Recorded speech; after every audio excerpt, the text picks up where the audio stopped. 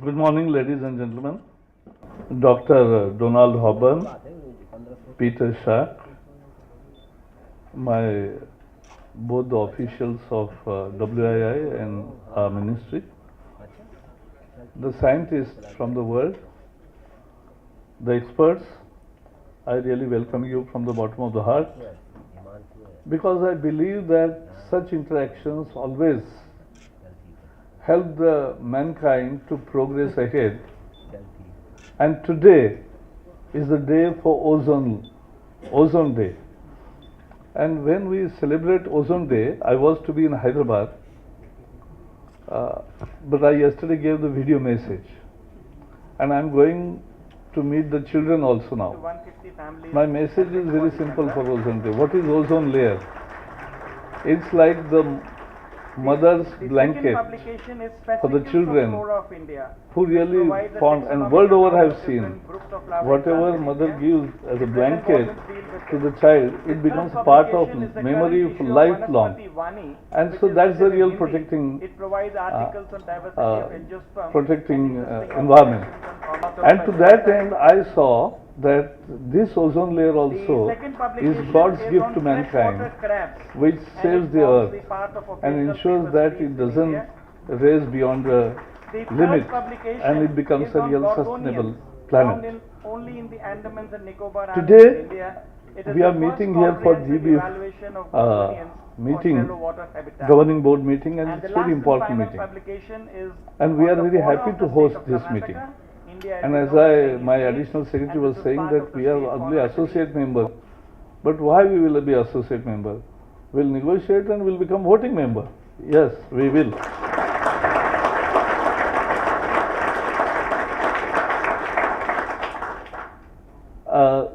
The biodiversity COP, which was held in Hyderabad in 2012, I was member of parliament that time. I was already in the, because these are the subjects which don't come in the regular political discourse, but we created a forum of members of parliaments in India and world over also, so that we take interest in climate change issues, in conservation, in sustainable development issues. And I had personally ensured that more than 25 MPs participated first time in such a very technically, in a way, biodiversity conference, COP Hyderabad, and we saw the exhibitions and all stalls put up by various countries also. So, that time I was member of parliament, organizing other members to come and see the COP. Now I am here the president of the COP. That's what the beauty of democracy is all about. And therefore,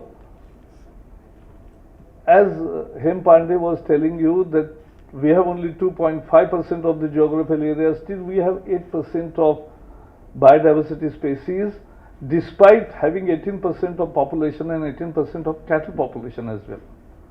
Why? Because our Indian ethos thinks of a universe as a life cycle. The flora, fauna, animal life and wildlife, the whole nature is part of our life cycle. In Indian ethos, we call it Charachar Srishti. That means it includes human beings, it includes cattle, it includes animals, it includes flora and fauna. The whole nature and mankind can only sustain together, can only exist together and develop themselves in a sustainable way. That's the Indian ethos on which, and so we have this large biodiversity. That's the origin of it. And we want to develop it further for all the three subjects which we are thinking about: conservation, sustainable development, and sharing and benefit and access, because that is what we want. And I am very happy to say that sustained efforts have yielded results, and Nagoya Protocol on sharing and access benefit has been now ratified by more than 50 countries and will continue. Even next week I am going to New York, but I will not leave this issue there also. I'll follow it up, and more countries should join that, because that ratification of Nagoya Protocol means sharing of access and benefit to all the countries, particularly those who have rich in diversity and who don't have the progress of technology or research, and those research benefits, the benefits derived from research out of this biodiversity must come to the countries which have the origination of those biodiversity spaces, and therefore these are very important things. As far as today's meeting is concerned, it is essential that we develop an informatics supported mechanism to efficiently manage and use these natural resources and recognize them as capital assets, because this is important. I'm not talking about natural capital as a calculating method, but I'm talking it as a real asset. The BEEF in 2000, an intergovernmental network which was formed that time, aims to facilitate free and open access to the world's biodiversity data, and that's a basic thing. But people are finding little difficulty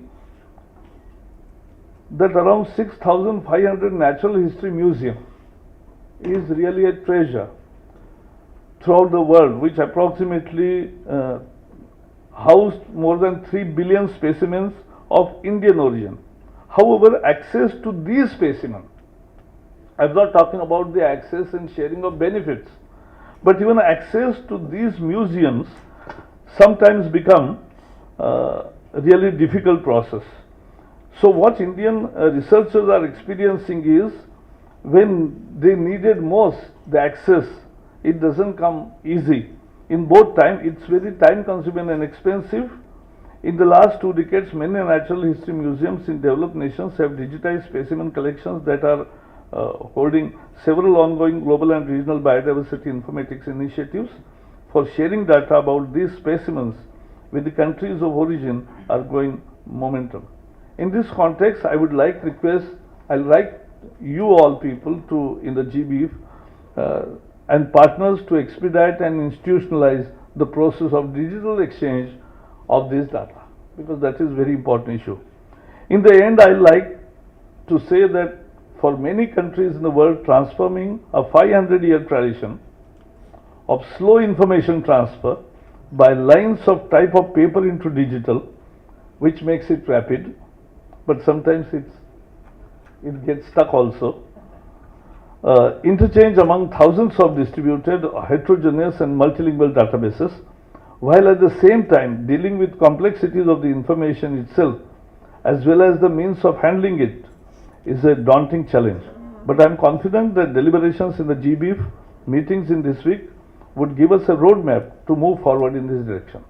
And therefore, our commitment to biodiversity, our commitment to sharing and access of benefits from this biodiversity are our real commitments. It comes from our heart, and the new government under Narendra Modi, the largest democracy, has given a historic mandate for Narendra Modi's leadership, and it's a generational change in a way.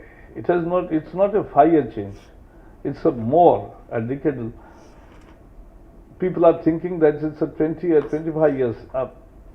Basic change is happening in Indian democratic shape and size, and therefore his commitment individually to the whole climate change debate, to the whole conservation, sustainable development activity, the way he wants to shape the economy of the country while utilizing the nature but not exploiting the nature, and therefore we are very committed, and therefore for the first time the Ministry of Environment and Forest is now Ministry of Environment, Forest and Climate Change. So that's the emphasis we have, and we have the first time the Prime Minister who has written a book on climate change and environment issues. So therefore our commitment is full and final. So I welcome you all to India, to the beautiful city of New Delhi, and wish you very fruitful deliberations. I would also request you to take time off from your busy schedule to enjoy the natural cultural flavor of India during your stay, to make it a memorable one. Thank you.